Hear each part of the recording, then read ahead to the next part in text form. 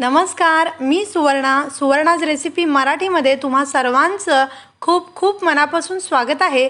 तर आज आपण थोडीशी वेगळ्या पद्धतीची आणि अतिशय चविष्ट अशी मुगाची भाजी करणार आहोत।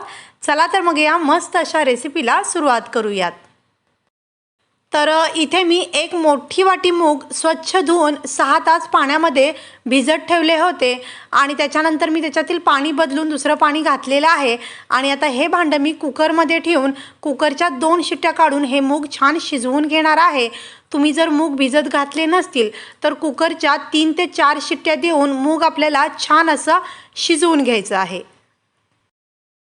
तर इथे मी कुकरच्या 2 शिट्ट्या करून मूग छान शिजवून घेतलेला आहे।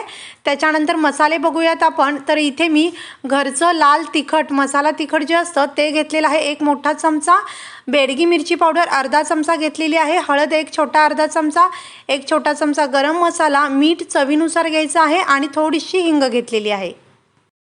त्याचबरोबर इथे मी 2 कांद्यांचे असे मोठे तुकडे करून घेतलेले आहेत। हे मी मिक्सरला जाडसर असं फिरवून घेणार आहे आणि इथे 1 टोमॅटो घेतलेला आहे, त्याचे सुद्धा मोठे तुकडे केलेले आहेत, हे सुद्धा मी मिक्सरला जाडसर फिरवणार आहे। फोडणीसाठी इथे मी 3 लवंगा घेतलेल्या आहेत, 1 दालचिनीचा तुकडा, 1 तेजपान आणि 1 छोटा चमचा जिरे घेतलेला आहे। त्याचबरोबर 1 चमचा आलं लसणाची पेस्ट घेतलेली आहे। तर हा मी कांदा आणि टोमॅटो मिक्सरला जाडसर फिरवून घेते। तर इथे बघा हा कांदा आणि हे टोमॅटो मी मिक्सरला जाडसर असं फिरवून घेतलेले आहे, खूप जास्त बारीक पेस्ट करायची नाही आहे। तर इथे कढई गरम करायला ठेवलेली आहे आणि त्याच्यामध्ये साधारण 2 ते 2.5 चमचे मी तेल टाकलेलं आहे। तेल छान तापलं की याच्यामध्ये आपण सुरुवातीला जिरे टाकायचे आहेत आणि जे खडे मसाले आपण घेतले होते दालचिनी, लवंग आणि तेजपान हे सुद्धा टाकलेलं आहे। त्याच्यानंतर आपण आता कांदा टाकूयात जो आपण मिक्सरला फिरवून घेतला होता। तर कांदा आपल्याला हलकासा परतून घ्यायचा आहे, खूप जास्त लालसर नाही करायचा आहे। तर अगदी हलकासा रंग बदलला की त्याच्यामध्ये आपल्याला टोमॅटो टाकायचे आहेत। तर कांद्याचा हलका रंग बदललेला आहे। आता आपण जी टोमॅटोची पेस्ट बनवून घेतली होती ती टाकलेली आहे आणि ती सुद्धा आपण थोडीशी परतून घ्यायची आहे। तेल सुटेल इतपत आपल्याला हे परतून घ्यायचं आहे।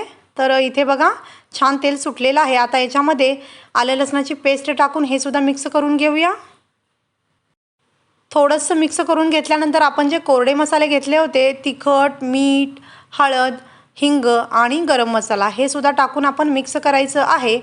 तर मसाले खाली लागू नये त्याच्यासाठी 1-2 चमचे मी इथे पाणी टाकलेलं आहे आणि परत एकदा मसाले छान मिक्स करून घ्यायचे आहेत। इथे मी भाजीला छान रंग येण्यासाठी बेडगी मिरची वापरलेली आहे, हवं असेल तर वापरा, नाही वापरला तरी चालेल। तर मसाले छान परतले गेलेले आहेत, छान तेल सुटलेलं आहे। तर आता याच्यामध्ये आपण शिजवून घेतलेले मूग टाकायचे आहेत आणि छान मिक्स करून याच्यामध्ये गरजेनुसार पाणी टाकायचं आहे। पाणी तुमच्या आवडीनुसार तुम्हाला कितपत दाटसर किंवा पातळ हवं आहे त्यानुसार तुम्ही इथे पाणी टाकू शकता। तर हे छान एकदा मिक्स करून घ्यायचं आहे। तर हे व्यवस्थित मिक्स केल्यानंतर तुम्ही हवं तर थोडंसं टेस्ट करू शकता, तुम्हाला जर तिखट किंवा मीठ गरज वाटली तर याच्यामध्ये टाकू शकता। तर हे छान मिक्स झालेलं आहे। आता याच्यावरती आपल्याला झाकण द्यायचं आहे, गॅस आपल्याला अगदी बारीक करायचा आहे आणि बारीक गॅसवर मी इथे 5 मिनिटे ही भाजी छान उकळवून घेतलेली आहे। तर बघा मस्त अशी ही भाजी तयार झालेली आहे। परत एकदा आपण छान याला ढवळून घेऊया। खूपच मस्त आणि अतिशय टेस्टी अशी ही मुगाची भाजी तयार झालेली आहे। तर याच्यावरून तुम्ही हवी असल्यास बारीक चिरलेली कोथिंबीर टाकू शकताय किंवा मग कसुरी मेथी जर आवडत असेल तर तीही हाताने थोडीशी चुरून याच्यामध्ये टाकू शकताय। तर खूपच मस्त आणि टेस्टी अशी ही भाजी झालेली आहे। तर या पद्धतीने तुम्ही जरूर एकदा करून पहा, नक्की आवडेल। तर ही भाजी आपण आता एका डिशमध्ये काढून सर्व करूयात। तर ही भाजी मी सर्व केलेली आहे। तर ही भाजी तुम्ही भाताबरोबर, चपातीबरोबर, रोटीबरोबर, भाकरीबरोबर कशाबरोबरही खाऊ शकता।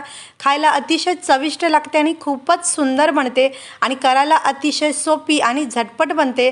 तर ही भाजी जरूर एकदा करून पहा आणि कशी वाटली मला कमेंट बॉक्समध्ये कळवा। व्हिडिओ आवडला असेल तर व्हिडिओला लाईक, शेअर आणि चॅनलला सबस्क्राईब करा।